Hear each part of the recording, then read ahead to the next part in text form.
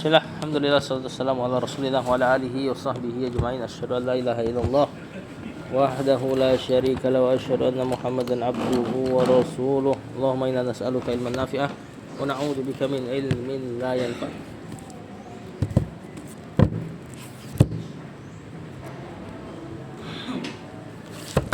Baik, kita sudah bahas 3 poin ya.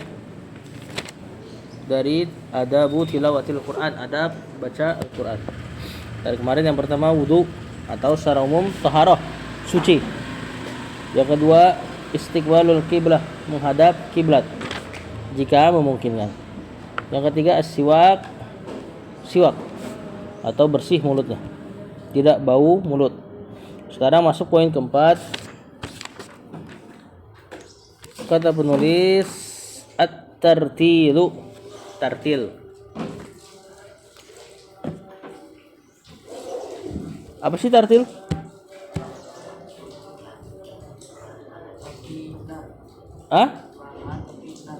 Perlahan-lahan tapi benar. Dengan benar kali. Justru kalau perlahan-lahan makin besar kemungkinan benarnya. Baca dengan mengeluarkan hak-hak hurufnya.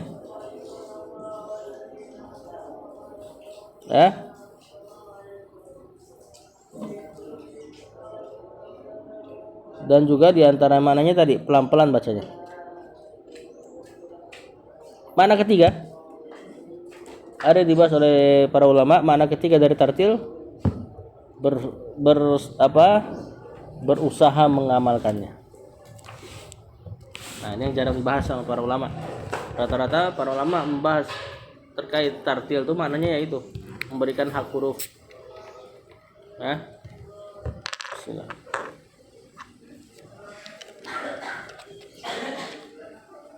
Beliau membawakan ayat warattilil Qur'ana tartila, dan tartilkanlah Al-Qur'an dengan setartil-tartil. Surat apa ini?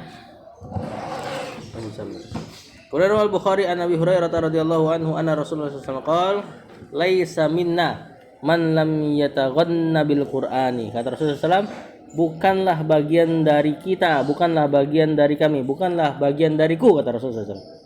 Nah, biasa nih kalau udah ada perkataan seperti ini berarti ditekankan. Seperti Rasulullah SAW mengatakan man ghasyya falaysa minna, yang curang bukan bagian dari kami. Tapi bukan berarti kalau misalnya curang langsung kafir ya. Ini hanya ancaman saja. Nah, apa yang bukan bagian dari kami, kata Rasul? Man lam yataghanna bil Qur'ani, orang-orang yang tidak yataghanna itu bernada bil Qur'an, dalam baca Al-Qur'an. Catatan penting. Bernada yang dimaksud dalam Quran bukanlah langgam-langgam lagu seperti yang dipelajari sebagian orang. Baca ini nadanya jiharka. Pernah dengar gak nada jiharka? Kayak gimana misalnya?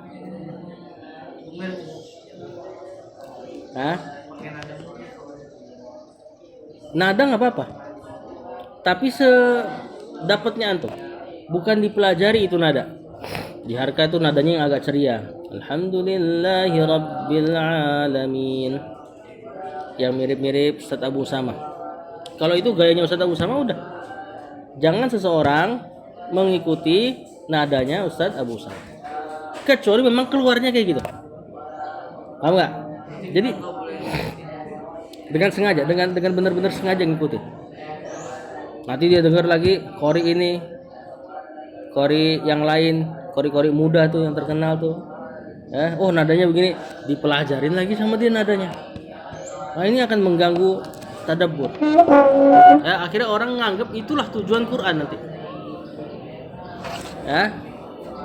Termasuk yang enggak masuk dalam kata lam yataghanna di sini juga yang nadanya dicangkok-cangkokin, digoyang-goyangin kayak dangdut.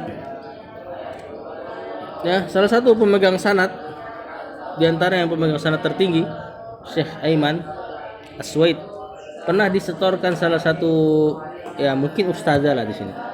Itu nadanya enak banget. Bernada banget. Dia pakai jiharka terus banyak goyang-goyangnya.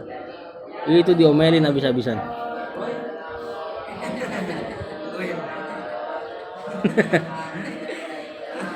Tahu ngerti bercengkok gak? Bercengkok gak? Ya? Digoyang alhamdulillahi rabbil alamin. Ya, ini nggak boleh. Kenapa? Karena tujuan Al-Quran dinadakan supaya dalam rangka menarik perhatian doang sebenarnya.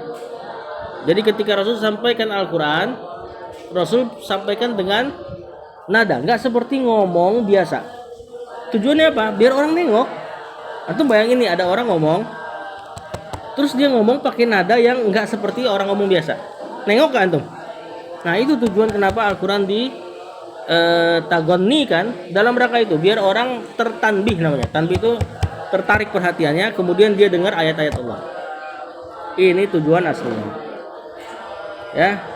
Nah kalau antum bisa tagonni dengan Al-Quran sesuai dengan makna, lebih bagus lagi. Ya, misalnya kalimat-kalimat pertanyaan, maka agak ditinggikan nadanya. Amma yatasaalun. Nah, ini kan nanya nih.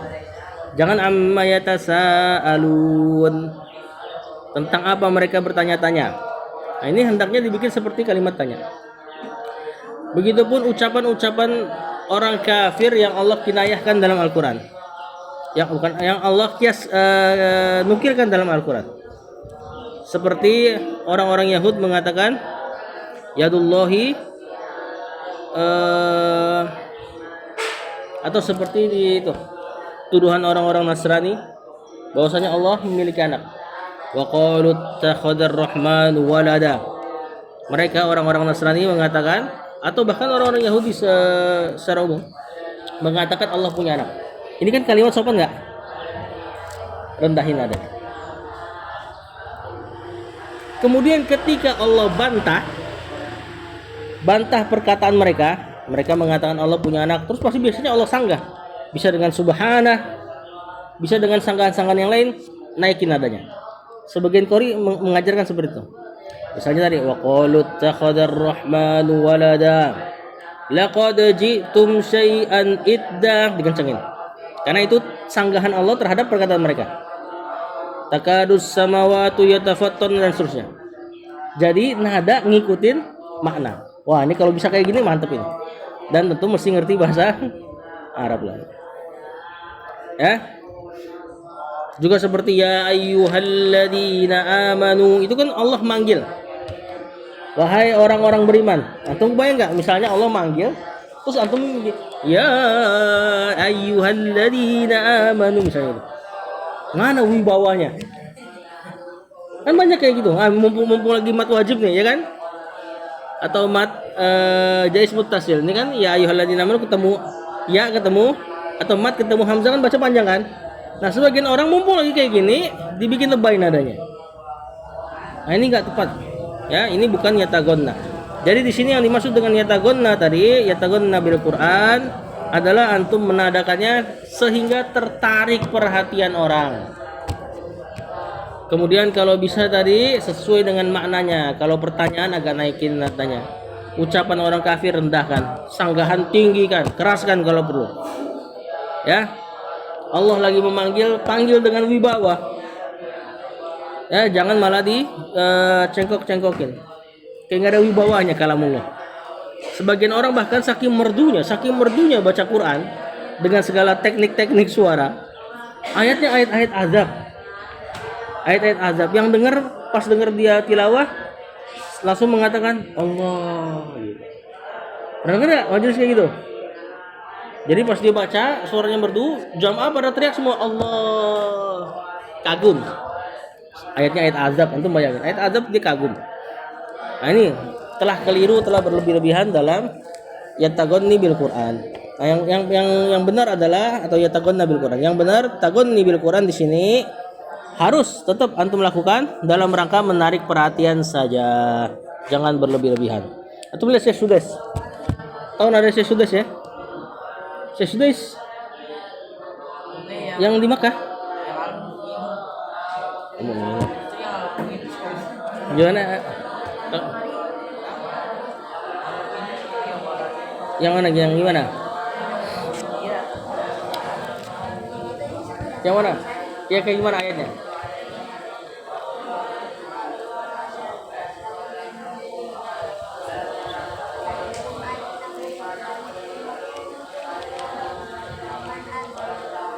Ya pokoknya itulah.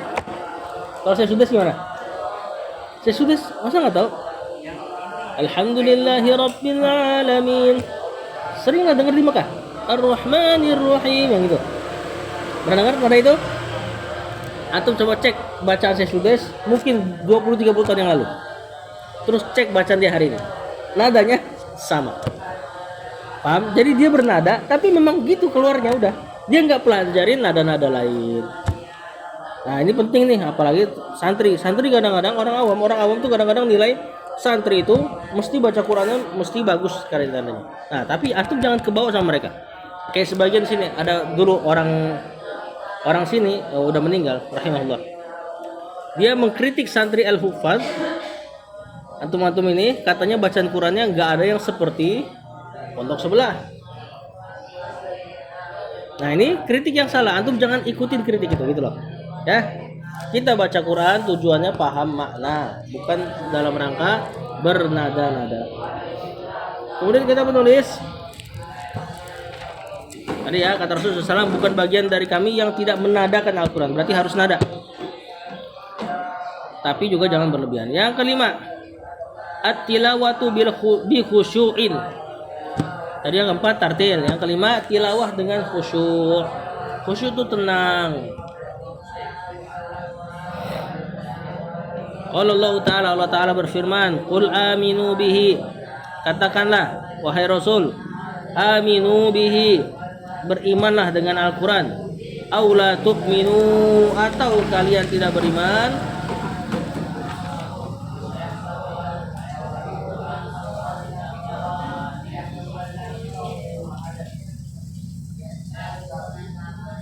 Maksudnya beriman atau enggaknya kalian, innalladzina utul ilma min qablihi, sesungguhnya orang-orang yang diberikan ilmu sebelumnya, idza yutla alaihim, jika dibacakan atas mereka Al-Qur'an, yakhirru lil adqani sujada, mereka akan tersungkur bersujud dengan adqan, zakn.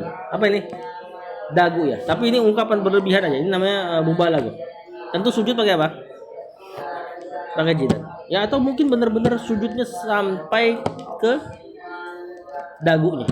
Nah, ini diriwayatkan adalah yang melakukan ini kalau nggak salah siapa? Yahudi yang masuk Islam, Abdullah bin Salam kalau nggak salah. Ya Abdullah bin Salam suatu ketika Rasulullah SAW bacakan ayat-ayat biasa sholat. Dan orang Yahudi orang yang tahu kitab-kitab Allah. Ya. Orang Nasrani juga sama, orang yang tahu kitab-kitab Allah sebelumnya, walaupun ada perubahan kan pada kitab mereka.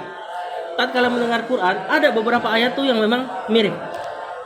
Ya termasuk anak-anak besar di lingkungan Kristen. Ada ayat Al-Quran yang kalau diterjemahkan ketiplek dengan salah satu ayat di Injil. Nah, keadaan-keadaan kayak gini, kadang kalau terbacakan oleh imam bikin kita sedih. Atau bahkan bikin kita terharu. Gue dulu pernah beriman dengan iman ini, kemudian ketemu Islam, terharu kita. Nah Abdullah bin Salam mungkin merasakan hal tersebut. Tatkala dibacakan ayat yakhiruna lil adqani sujada, dia langsung nyungkur sujud dalam keadaan bahkan sujudnya udah di dagu. Maksudnya benar-benar ditempel tuh muka. Antum bayangin dari jidat sampai dagu nempel semua ke tanah. Cuman ingat ya, kenapa bisa seperti itu? Bukankah tanah keras? Tanah zaman itu nggak keras. Dari apa? Pasir. Jadi ada kemungkinan juga benar-benar sampai ke dagunya. Wa yaquluna subhana rabbina, dan orang-orang itu di antaranya Abdullah bin Salam mengatakan subhana rabbina, maha suci Rabb kami. In kana wa'du rabbina la maf'ula, benar-benar janji Allah itu akan Allah tunaikan. Lil adqani yabkuna wa yaziduna khusyu'a, mereka menangis dengan dagu-dagunya tadi. Maksudnya bersujud, wa yaziduhum khusyu'an, dan Allah menambahkan kekhusyuan pada mereka. Ya, jadi disukai untuk mendengar Al-Quran, baca Al-Quran dalam keadaan khusyuk. Khusyuk ya berarti salah satu sebabnya lagi ngerti makna sekali lagi. Ya, makanya antum semangat belajar bahasa Arab. Wa rawa Ibnu Majah, meriwayatkan Ibnu Majah wa sahahu al-Albani an Jabir radhiyallahu anhu anna Rasulullah sallallahu alaihi wasallam qala, Rasul berkata, inna min ahsanin nas, sesungguhnya di antara manusia yang paling bagus sautan bil Quran, suaranya dalam baca Al-Quran, alladzi idza sami'tahu yaqra'u, yaitu orang-orang yang jika engkau mendengar dia membaca, ra'aita annahu yakhsyallaha, maka engkau akan melihat dia khusyuk kepada Allah.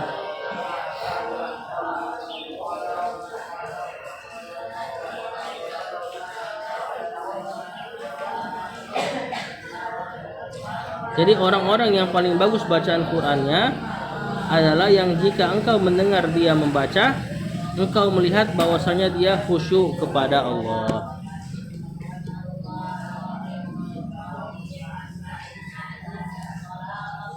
Nah, di sini berarti bagusnya suara Al-Qur'an karena kekhusyuan. Nah, makanya ada beberapa imam misalnya ketika baca Quran rasanya nggak sampai ke hati kita. Ini untuk orang yang ngerti bahasa Arab ya. Padahal suaranya merdu. Nah, berarti tidak ada kekhusyuan. Sebaliknya beberapa imam ada bacaannya biasa aja, ya, nadanya standar, cuman di hati makmum itu terbekas. Nah, ini berarti ada kekhusyuan pada pembacanya. Kemudian yang ketujuh, al-ikhlasu fil qiraati, ikhlas dalam membaca Al-Quran. Oh, nomor 6 ayo. Al-ikhlasu fil qiraati, ikhlas dalam membaca Al-Quran.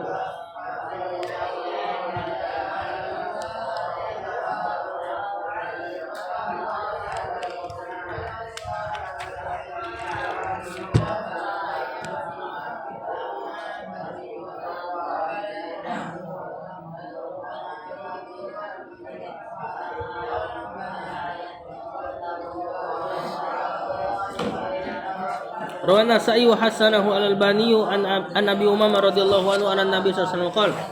Nabi berkata, "Innallaha la yaqbalu minal amal." Allah tidak menerima amalan illa ma kana lahu khalisan, kecuali yang ikhlas. Wa btughiya bihi wajhu, dan mengharapkan wajahnya Allah. Kenapa Syekh bawa ini nih? Ya karena sebagian orang jadikan Al-Qur'an sebagai hal-hal yang bisa meraih duniawi. Ya, seperti misalnya musabaqah diantaranya, wallahu a'lam, seperti perlombaan-perlombaan tartil suara untuk dapat ini dan itu. Ini sebenarnya dikritik oleh beberapa para ulama yang bacanya sampai lehernya ketarik-tarik, nada ditinggiin. Sebagian juga cari pujian dengan bacaan Al-Fatihah dari ayat awal sampai habis juga ngambil napas. Nah, lihat gak video-video kayak gitu? Enggak, alhamdulillah kalau enggak. Oh, benar kan? Dia baca dari awal sampai habis enggak narik nafas sama sekali. Dan memang bisa. Cuma dia apa tujuannya coba kalau kayak gitu? Enggak, ini bukan, emang dia pengen di video. Coba Anda tanya antum. Secara zahir, secara indikasi, kita enggak bisa tebak hati orang ya. Cuman apa tujuannya? Hah? Khawatir ada perasaan ingin dipuji. Sedangkan Al-Quran tadi tujuannya dibacakan untuk sebagai nasihat bagi orang. Ya. Tapi mengambil upah dengan bacaan Al-Quran, maka ini diperbolehkan. Yang penting tetap niatnya ikhlas dakwah. Kalau dikasih, alhamdulillah. Seperti beberapa sahabat pernah dikasih kambing gara-gara ruqyah. Ruqyah diantara manfaat yang bisa dikasih Al-Quran. Jadi harus ada manfaatnya. Misal seperti antum nanti ngajar TPA, Abatasa itu diantara cabang dari Al-Quran kan? Tujuannya biar anak-anak bisa baca Al-Quran kan? Antum dikasih upah. Boleh diambil? Boleh insyaallah. Karena ada manfaat di situ. Yang nggak boleh adalah benar-benar tidak ada manfaatnya. Tadi seperti dia cuma bikin senang orang dengan nadanya dia. Tadabbur Al-Quran yang nggak dapat, bacaan Al-Quran yang nggak dapat. Ya, nah ini hendaknya tidak boleh mengambil apa-apa kalau untuk perkara seperti ini. Qala Allah Ta'ala berfirman, "Wa ma umiru illa liya'budullaha." Mereka tidaklah diperintah kecuali untuk beribadah kepada Allah mukhlishina lahuddin, memurnikan bagi Allah ketundukan atau ikhlas. Yang ketujuh, ad-du'a'u indal Qur'ani. berdoa ketika baca Al-Quran. Nah, gimana nih berdoa ketika baca Al-Quran? Kata penulis riwayat Muslim an Hudzaifah radhiyallahu anhu annahu shalla khalfan Nabi. Hudzaifah ibn Yaman pernah salat di belakang Nabi sallallahu alaihi wasallam. Qiyamul lail, salat malam, ini tarawih. Faqara bil Baqarah, Rasul baca Al-Baqarah, wan Nisa, surat An-Nisa, wa Ali Imran, dan Ali Imran. Berapa rakaat? 1. Tentu nanti rakaat kedua, rakaat ketiga, rakaat 4 makin pendek ya. Di awal memang panjang. Kata Hudzaifah, kullama marra bi ayatin, setiap Rasul melewati satu ayat fiha rahmah, yang pada ayat tersebut ada rahmat, sa'ala, beliau minta rahmatnya Allah. Nah, ini salat malam ya. Kalau salat wajib jangan. Misalnya antum dari imam salat wajib, kemudian ada ucapan-ucapan rahmat misalnya. Misalnya ayat apa ya? Misalnya tabbat yada abi lahabi wa tabb. Nauzubillah. Antum ngomong kayak gitu. Salat malam enggak apa-apa. Salat malam enggak apa-apa. Salat wajib jangan. Karena riwayat-riwayat Rasulullah SAW berdoa ketika baca Quran itu di salat malam. Datang ayat rahmat dia minta. Datang ayatin fiha azabun ista'adatun. Lewat ayat azab, ayat yang menceritakan azab Allah, ista'adah. Rasulullah SAW langsung mengatakan a'udzubillah. Atau kalimat yang semisal dengan itu. Jadi boleh menyelingi bacaan Al-Quran dengan doa-doa. Tapi sekali lagi, kalau tahu maknanya. Ya, innalil muttaqina mafaza. Apa artinya?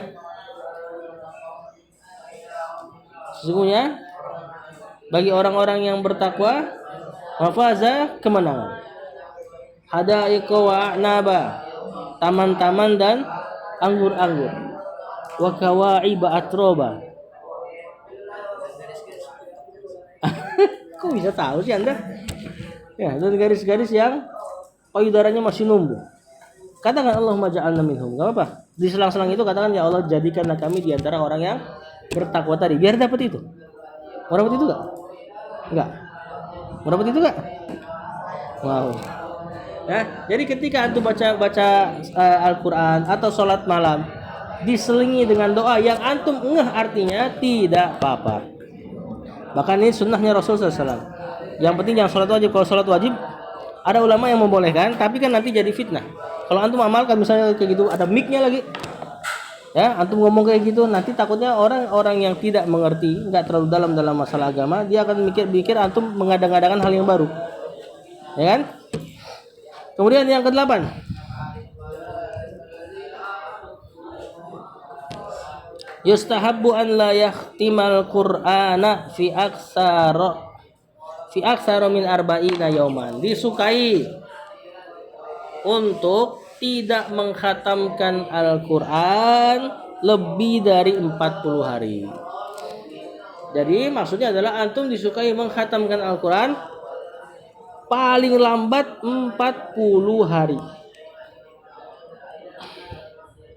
40 hari berarti berapa juz sehari? Hah? 1 juz sehari 30. Setengah juz 45.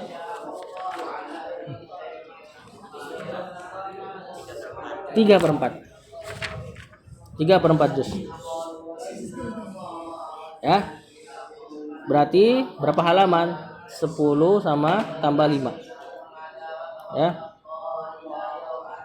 Fafis sahihain, dari dua sahih Bukhari dan Muslim, anna Nabi sallallahu alaihi wasallam Nabi berkata, li Abdullah bin Amr, berkata kepada Abdullah bin Amr, iqra'il Qur'ana fi kulli syahrin. Baca Al-Qur'an wahai Amr sebulan khatam. Amr bin As anaknya Abdullah, ini Abdullah bin Amr, Ini Abdullah bin Amr bin As, anaknya Amr bin As.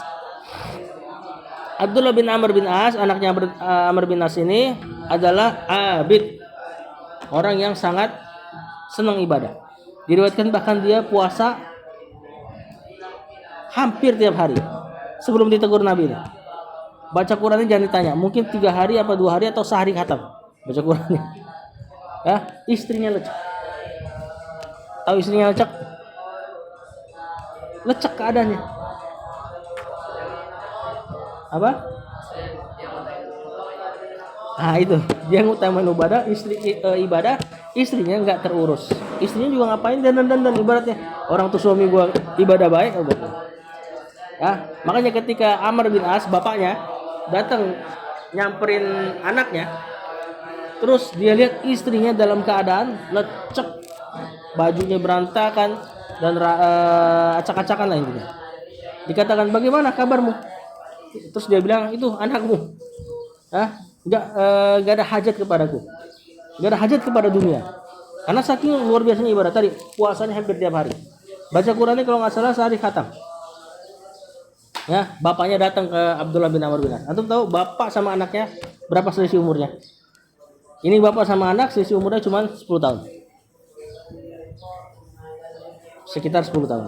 Jadi 10 tahun udah jadi bapak tuh. Atau 10 tahun nikah mungkin 11 atau 12 tahun udah jadi bapak. Kan bisa udah balik. Udah balik kan yang penting balik. Antum bayangkan. Ilmu sains itu menghendaki seseorang balik tuh balik ya. Bisa mimpi basah, bisa keluar mani. Usia berapa kira-kira? Nah, 12 13 kalau di sini kan. Di negeri lain beda-beda. Apalagi Arab yang cuacanya panas. Mereka lebih cepat haidnya. Haid lagi. Kalau laki-laki mimpi basahnya, mereka lebih cepat.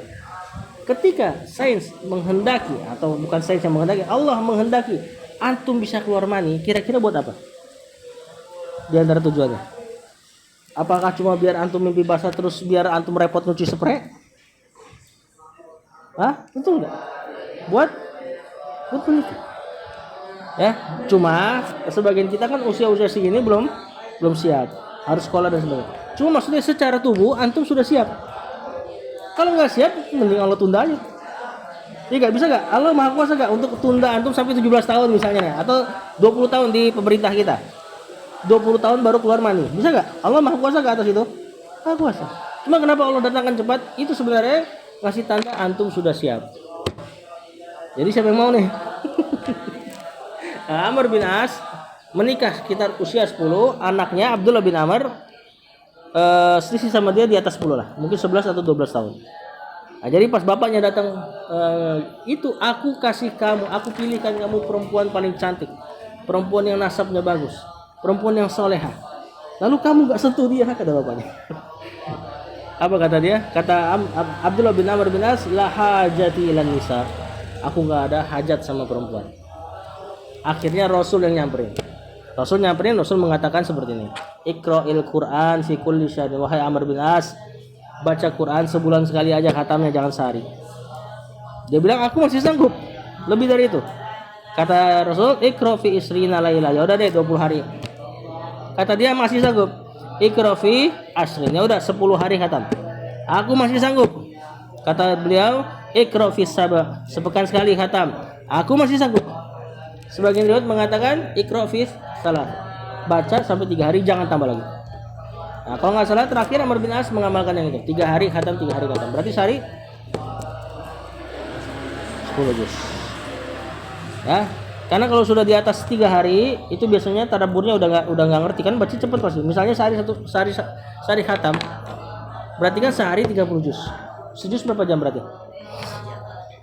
Enggak, itu terlalu lama. Kalau orang yang hafal biasanya nggak segitu. 30 menitan. Bahkan anak pernah dikasih tahu Ustaz Ana, dia coba baca 1 juz dengan kecepatan yang lumayan, itu cuma berapa 15 menit. Berarti kalau 10 juz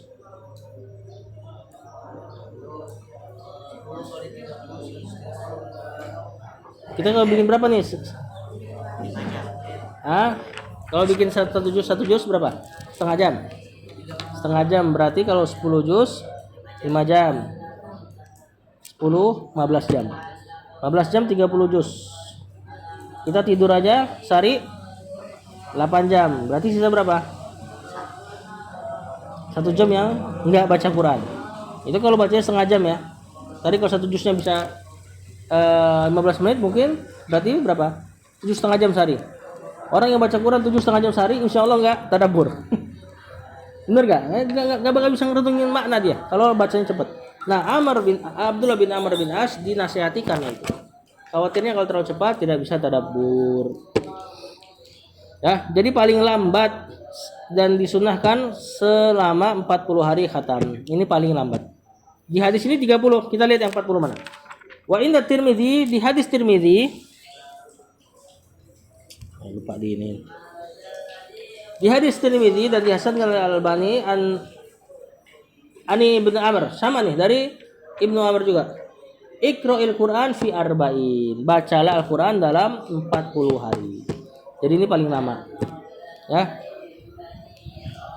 Di riwayat yang lain tadi masalah Abdullah bin Amr bin As lagi, puasa juga Rasulullah SAW suruh seperti itu. Dia puasa hampir setiap hari. Kemudian Rasulullah SAW katakan puasa 3 hari saja sebulan. Itu nanti yang kita kenal dengan puasa apa? Hah? Ayyamul bid. 13, 14, 15 tanggal afdalnya. Kemudian kata dia sama tadi. Aku sanggup lebih dari itu.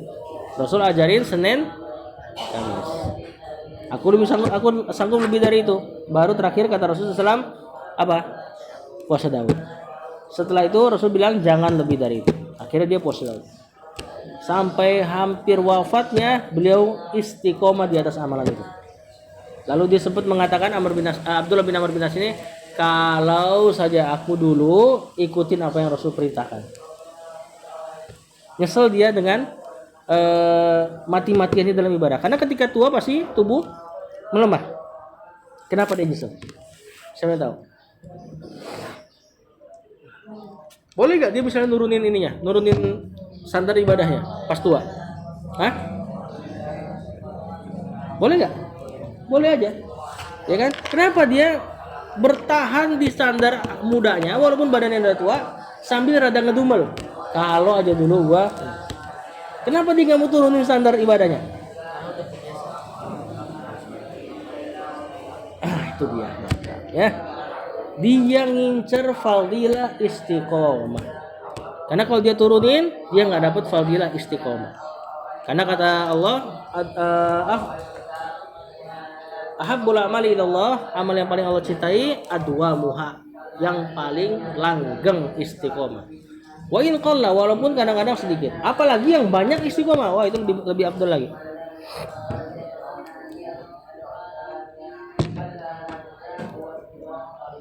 Yang ke-9. Wah ini hadis panjang ini. Yang ke-9 al-ikhlas.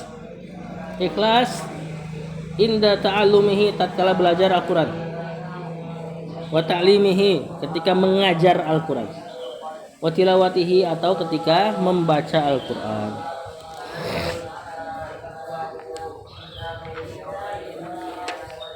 Nah ini hadis panjang dan faedahnya banyak sekali. Kita baca pelan-pelan ya. Rawi Muslim. Ikhlas ketika apa tadi? Belajar, mengajar, atau tilawah Al-Quran, baca Al-Quran. Rawi Muslim fi sahihi an Salman bin Yasar qala tafarraqan nasu an Abi Hurairah. Manusia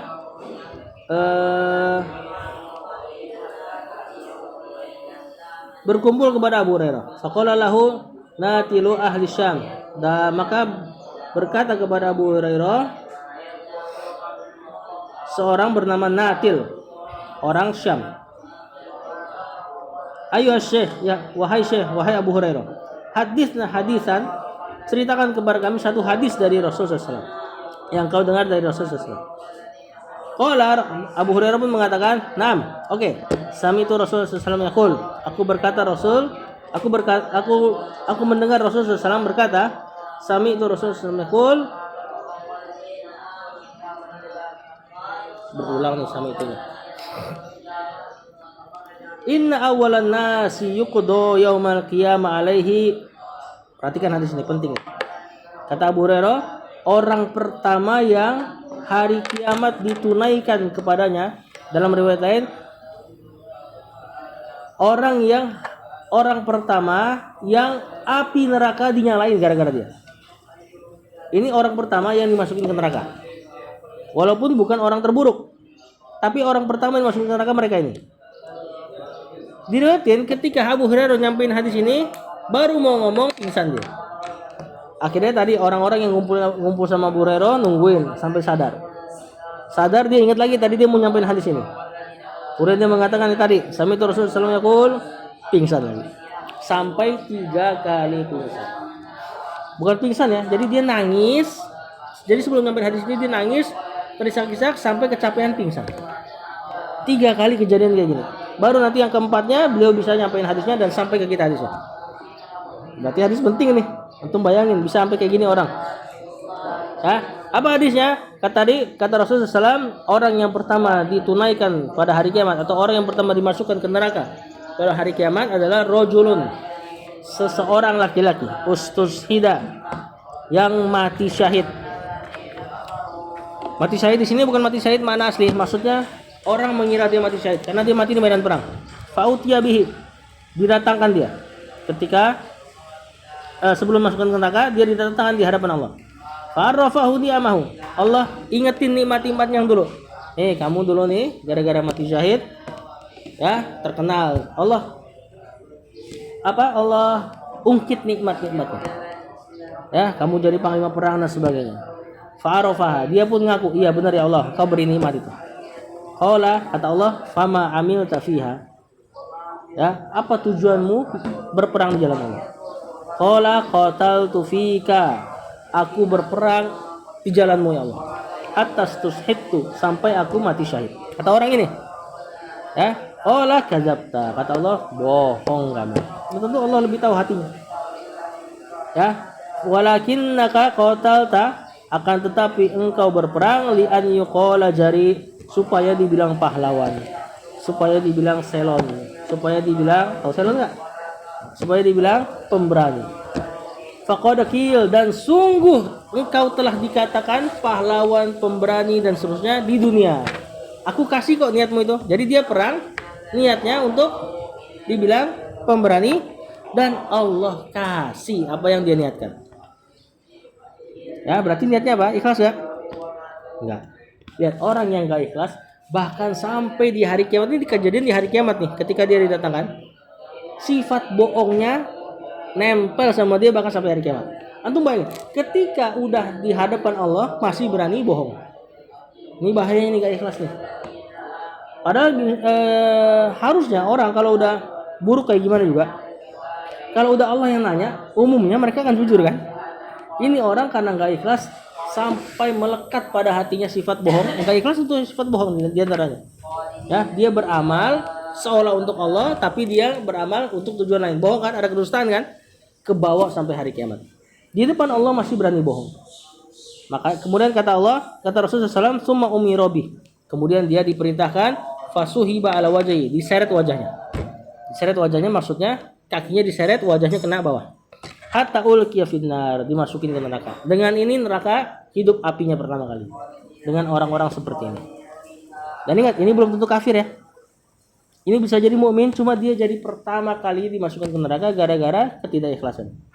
Nanti anak akan tanya sama antum. Orang ini bisa saja nanti masuk surga di akhirnya. Warajulun, yang kedua, orang kedua. Jadi ada 3 kelompok. Warajulun ta'allamal ilma, seorang laki-laki yang belajar ilmu.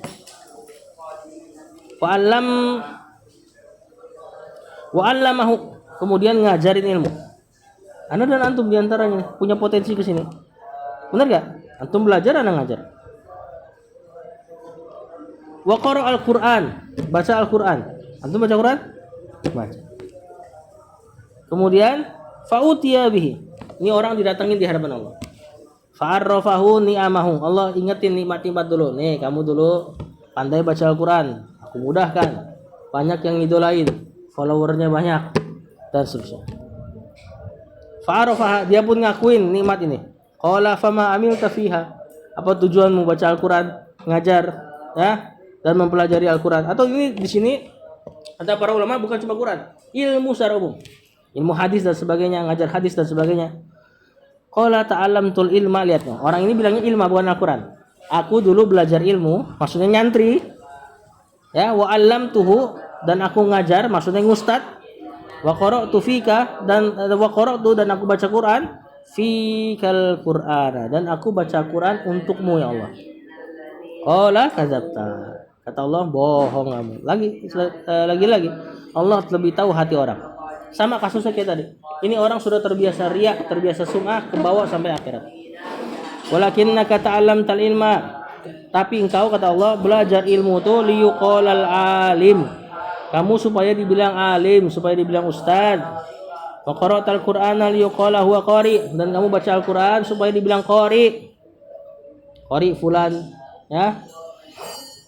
Faqad qil, dan sungguh telah dikatakan untukmu apa yang kau inginkan tadi di dunia. Maksudnya benar, dia niatnya pengen belajar agama, tujuannya murni karena pengen dipanggil ustaz. Maka Allah kasih titel-titel itu. Benar dia di dunia panggil ustaz. Orang nggak tahu niatnya kan? Yang penting orang tahu dia ustaz dan seterusnya. Orang tahu dia santri dan seterusnya. Niatnya nggak tahu. Kemudian faqad qila summa umira bihi fasuhiba ala wajhi sama, dia dipanggil, diseret atas wajahnya, dilemparin ke neraka. Orang yang ketiga, orang yang Allah luaskan hartanya sampai dia memberikan harta seluruhnya kepada jalan-jalan, sampai dia banyak bersedekah intinya.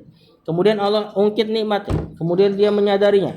Kemudian kenapa kamu bersedekah, kata Allah? Kata dia, aku tidaklah meninggalkan satu jalan kebaikan. Maksudnya, kata para ulama, dia setiap lihat peluang sedekah, dia pasti sedekah di situ. Ya, yang engkau cintai ya Allah, tidak ada jalan sedekah yang engkau cintai kecuali aku pasti sedekahkan sedekahku untuknya. Untukmu ya Allah. Jadi ini orang ketemu satu peluang kebaikan, dia sedekah. Misal modelnya kalau kayak kita bayangkan begini, dia jalan ngeliat arah tanggokan saring itu. Walaupun ini sebaiknya antum tidak sedekah ke sana ya. Cuma maksudnya ini orang saking banyaknya uangnya dan saking dermawan dalam tanda kutip, dia sedekahin semua yang punya peluang sedekah. Taruh situ. Lagi nge-scroll misalnya, scroll TikTok. Ada ajakan donasi ini dan itu, langsung ditransfer. Ini orang kurang lebih begini nih. Ketemu peluang sedekah, dia langsung sedekahin. Dan dia mengatakan dia melakukan itu untukmu ya Allah. Kata Allah sama, kadzabta. Kau dusta, walakinnaka fa'alta liyuqala huwa jawad. Akan tetapi engkau melakukan itu supaya dibilang dermawan. Jadi Allah sudah tebak hatinya dan Allah tahu hatinya. Dia ngelakuin ini supaya dibilang dermawan. Faqad qil, dan sudah dikatakan di dunia, benar aku kasih titel itu buat kamu. Orang semua panggil dia dermawan tanpa tahu hatinya. Yang tahu hatinya siapa? Allah. Kemudian summa umirabih, diperintah dia fasuhiba ala wajhi, seret wajahnya, summa ulqiya finnar, kemudian dilemparkan ke neraka. Jadi orang pertama yang masuk neraka bukan tukang zina, bukan pelaku kesyirikan, bukan orang munafik, justru mujahid, ustadz, sama dermawan. Gimana nih? Kita berhenti aja apa jadi santri? Tentunya enggak. Pertanyaan Anda, kenapa 3 orang ini yang jadi bahan bakar pertama? Bukan itu maksud Anda. Kalau nggak ikhlas juga banyak dong. Ada gak amalan-amalan lain yang nggak ikhlas? Ada. Misalnya apa?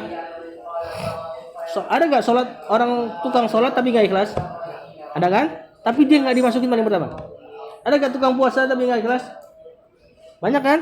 Orang puasa supaya dalam rangka mendapatkan kesehatan murni, bukan karena pahala. Nggak ikhlas kan? Tapi dia nggak jadi orang pertama yang masuk ke dalam neraka. Kenapa 3 orang ini? Mujahid, 3 amalan sahih ini. Apa?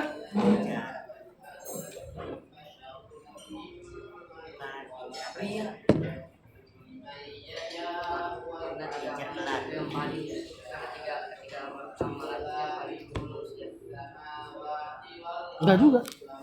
Masih ada amalan-amalan lain yang dipuji manusia. Ada gelar-gelar lain yang bisa juga dipuji manusia. Tukang sholat malam sampai kelihatan jidatnya, misalnya dia sengaja dihitamin. Wah, tentu kalau hitam sendiri nggak apa-apa. Dia sengaja dihitamin supaya dibilang tukang sholat malam misalnya. Dia enggak. Tapi dia nggak jadi orang pertama masuk neraka. Kenapa 3 orang ini? Hah?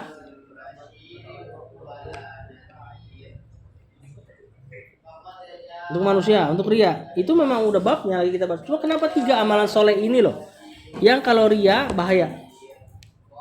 Kok yang lain, amalan soleh lain banyak punya potensi ria, tapi Allah nggak jadiin yang pertama masuk neraka, enggak. Yang lain juga sholat, puasa emang nggak masuk surga? Hah? Ini 3 amalan, ya. Antum perhatikan 3 amalan ini yang harusnya seseorang tuh potensi riaknya kecil. Yang pertama mujahid, orang yang jalan di jalan Allah. Apa yang ditaruhin? Nyawa, saudara. Paham kan? Dia taruhin nyawa, masih kepikiran niat yang nggak benar. Harusnya orang udah naruhin nyawa, ikhlaskan gitu loh. Bener gak? Tapi dia malah kepikiran masih pengen dibilang jari tadi pemberani pahlawan. Yang ditaruhin nyawa loh. Kalau lo gagal mati gitu ibaratnya. Tapi masih kepikiran dia. Makanya parah banget. Dalam syariat kita kenal kaidah ini, bahwasanya sesuatu yang punya potensi kecil tapi masih dilakukan itu hukumannya berat. Makanya Rasul mencela orang-orang yang nanti kata Rasul Allah nggak akan lihat mereka orang tua tapi suka zina, orang udah sepuh tapi suka zina. Kenapa? Potensinya kecil, udah tua, udah peot, masih kepikiran suka zina. Makanya tercela dia. Terus juga kata Rasul SAW diantaranya juga pemimpin yang bohong. Sama, pemimpin namanya pemimpin, dia mau jujur tinggal lakukan sesuatu, tetapkan sesuatu, bawahannya jalanin nggak? Jalanin kan? Rakyatnya akhirnya nurut nggak nanti akhir-akhirnya? Nurut, ngapain bohong? Nah, berarti kan parah itu. Satu lagi anda lupa. Nah, orang-orang ini ya ngelakuin amalan-amalan yang potensinya kecil untuk riya tapi masih kepikiran riya. Makanya kata para ulama ini sebab kenapa 3 amalan soleh ini kalau riya bahaya. Yang kedua apa?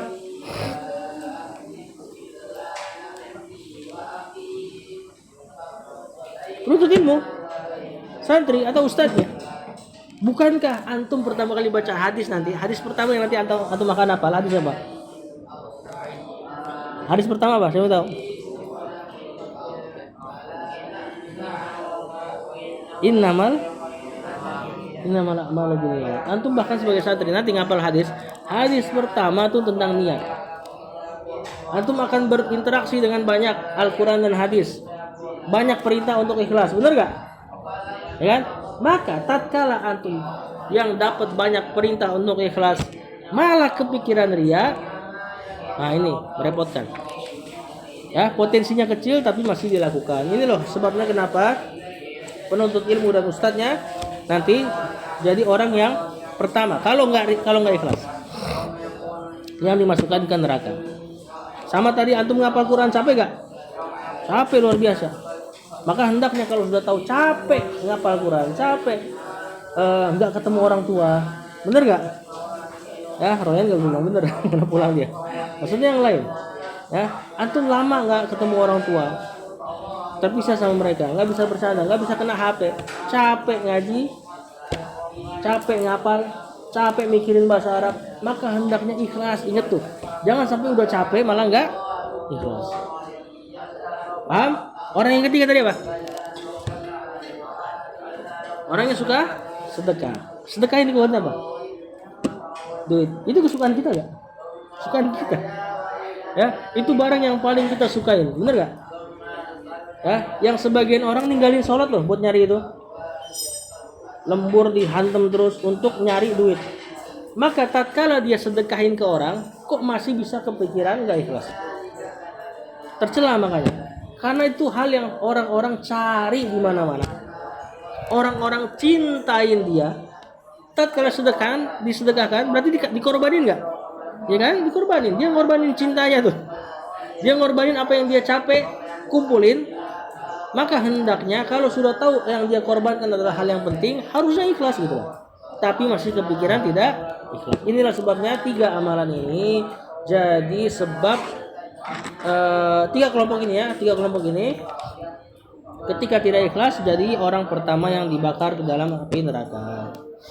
Yang ke-10 terakhir ini, an yasta'idal qari'u minasyaitonir rajim, meminta perlindungan kepada Allah dari syaitan yang terkutuk. Atau bahasa simpelnya apa? Ta'awud. Adab ke-10 dalam baca Quran, ta'awud atau isti'adzah.